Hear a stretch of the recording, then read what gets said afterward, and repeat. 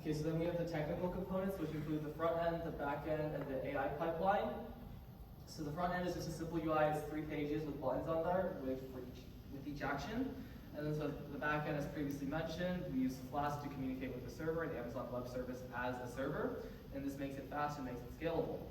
And there's the AI pipeline, which includes MediaPipe, which it technically uses AI to recognize the images. K means for, once again, grouping them so that we don't have to analyze every single frame of the video. And then ChatGPT to make sure that a human can interpret the numbers. So then there's post-estimation MediaPipe. As mentioned before, it detects 33 body landmarks. However, you'll see later on that we only have it marking about, I think, 12, maybe 10, because marking all 33 would take longer, and it already takes a variable amount of time. It basically extracts the key joint position. So like in your lunge, it'd be like your knee, your hip, instead of just extracting every data point. And then this enables us to track your movement without having to use wearable sensors. So then there's clustering with K-means. This is the big one. So basically, we break the video into representative motion frames. So we don't analyze the whole video because that would take too long. And if you upload a longer video, we won't be able to analyze it within a reasonable time frame. So we break it into 4 different chunks, basically. And each chunk, we pick a frame that's most similar to the correct video. And we compare the frames rather than comparing the videos side by side, as while it's possible to compare the videos, it opens up too many edge cases. Like say someone submits a 2-hour video, then the app just breaks. So the main idea with clustering is that we can make it more efficient and while keeping the same function. Okay, so next up would be the feedback we use ChatGPT. So the input of this would be the post data. So these would be like the 33 body parts that we're like analyzing, and also the angle comparisons from that and from the reference video. And then ChatGPT with these inputs is able to output like actionable feedback in a more like natural language. For example, like it would be able to tell you like kick your front foot more before pushing off your back foot. So as previously mentioned, this is the architecture. So you can see that we have a splash screen, which is just sort of, this is the app, this is what it does. And then there's the home screen, which has the 4 poses that we currently have available for you to analyze. And then if you click on one of the poses, it'll tell you what the pose is, roughly give you a sample video. And there's a button that says to try it yourself. And on that screen, you can either pick your own video or you can upload your own video, and then finally get to your results screen in a dice. So then, as also mentioned, there's the AI engine, the database, and all the server stuff.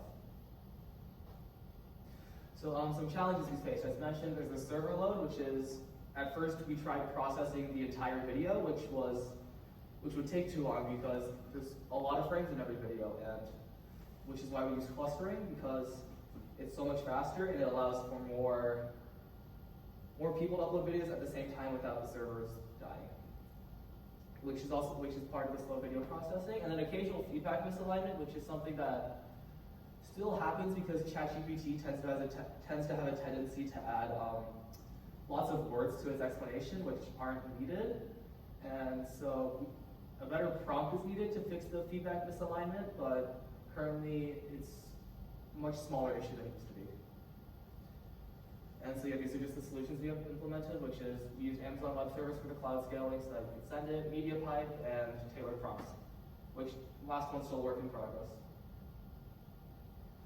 So there has been work on this before with, I don't know how to say those names, but with the first one, it was that you needed a lot of previously existing data, which makes it, well, not accessible because not everyone has access to that data. And then there's Bureau around 2024, which requires you to have those wearable sensors, which is, if anything, less accessible because those sensors are very expensive. And then Nobri requires the sensors along with good software to process a digital twin, which it copies you onto. So basically, that none of the previous versions were easily accessible for a mobile device, and then so this app attempts to fix that. Also, last year we also presented at Soar Nationals, and it was a similar thing using like Google APIs, except that we didn't have like a complete like user interface. So this was an improvement.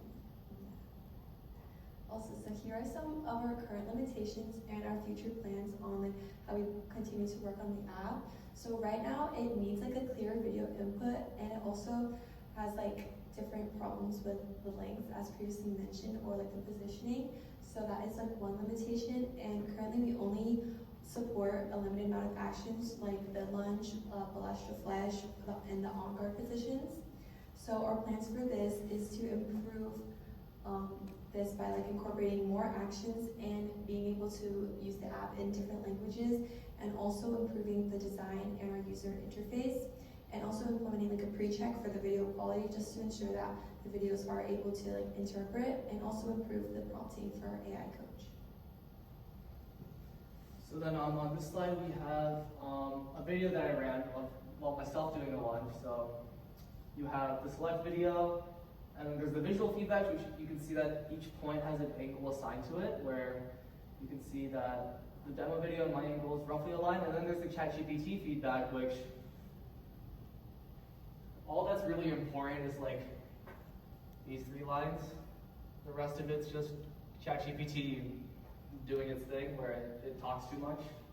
But only those 3 lines are important. The rest of the lines are just sort of fluff in its generation, which is something that needs to be worked on, but it does correctly suggest lack of full extension, because you can see that my arm is pointed up instead of perfectly straight as it should be.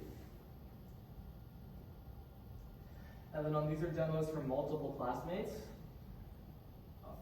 sorry. You can see that they have varying technique, but the common issue is that their lunge is with their knee raise, which is what causes patellar tendonitis a lot of the time, which is repeated slamming of your foot into the ground extremely hard. Yeah, that's pretty much it. Thanks for listening. Feel free to contact us at the emails listed, and then the app is available on the App Store. It's just called Lunge Flow. Feel free to download it. And questions? I don't think there's any. Yeah, okay.